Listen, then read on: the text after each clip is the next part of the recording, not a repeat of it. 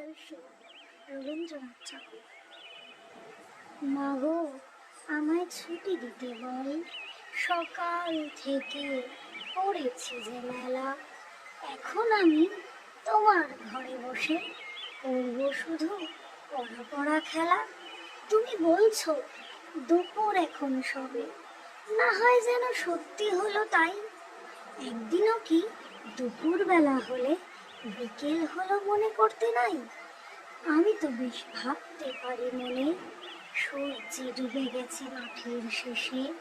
বাগদি বুড়ি চুবড়ি ভরে নিয়ে শাক তুলেছে পুকুর ধারে এসে। আধার হলো মাদার গাছের তলা, কালি হয়ে এলো দিঘির জল।